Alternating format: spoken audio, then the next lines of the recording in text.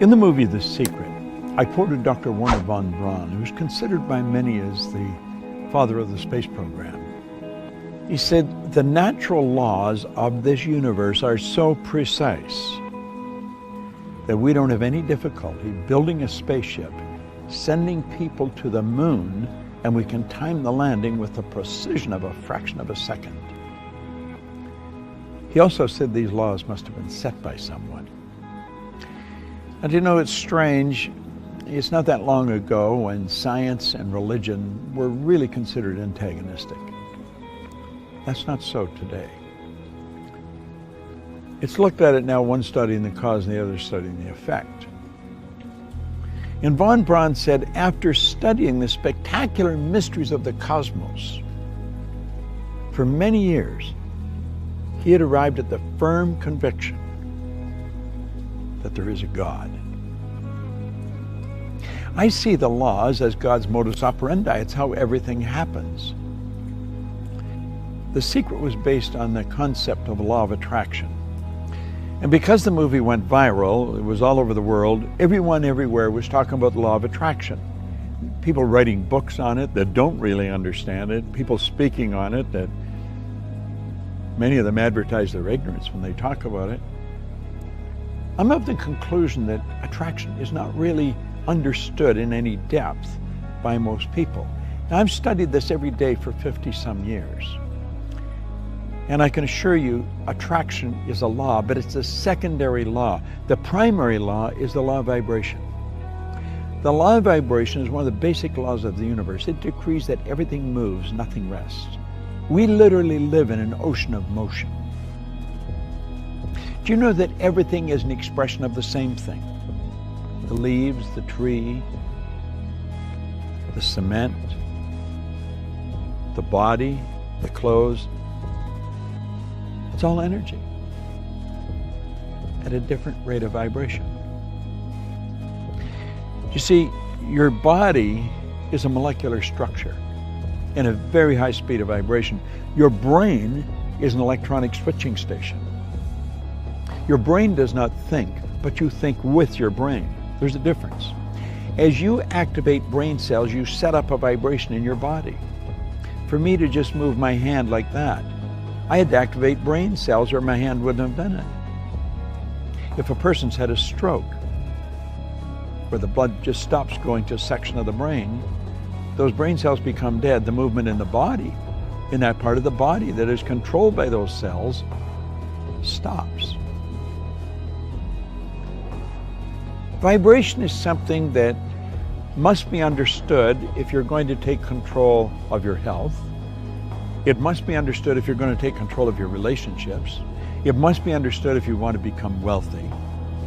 And if you want to really master the art of selling, vibration is an essential. You've got to understand it.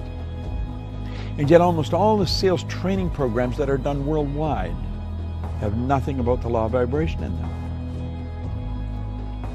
As Robert Louis Stevenson said, everybody's selling. You're selling an idea, a product, or a service. And it's true. The teacher's selling the student. The parent's selling the child's selling the parent. Well, what do we mean selling? Well, the professional salesperson understands that selling is doing something for someone, not to someone.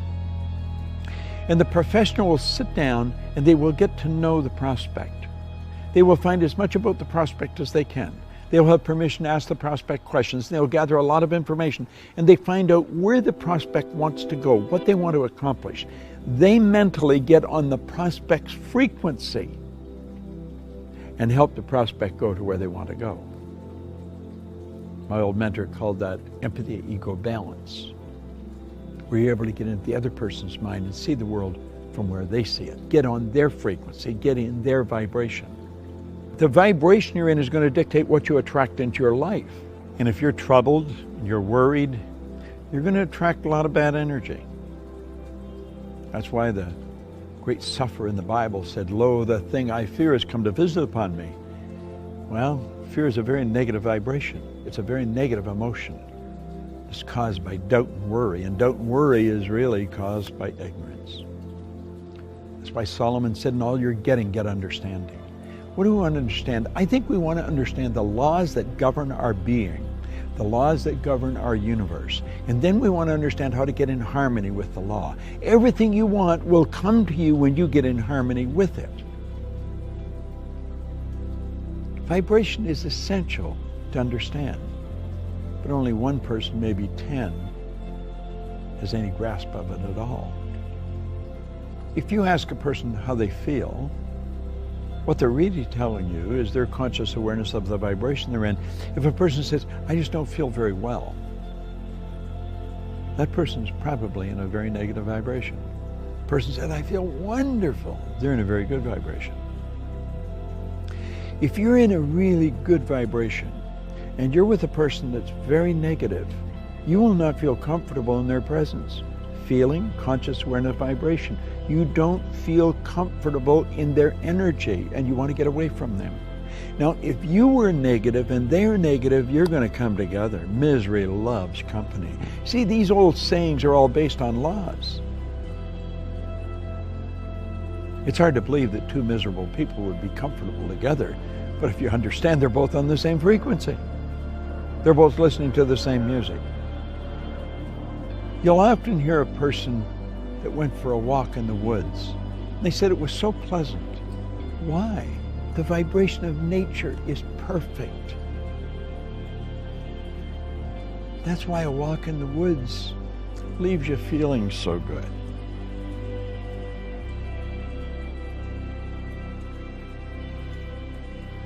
What do you understand about the law of vibration? That's a good question to ask yourself. I'm going to give you a small exercise. The next time you're around a person that's complaining about anything, or that obviously it doesn't feel very well, start changing the subject. Start talking to them, about something good about them.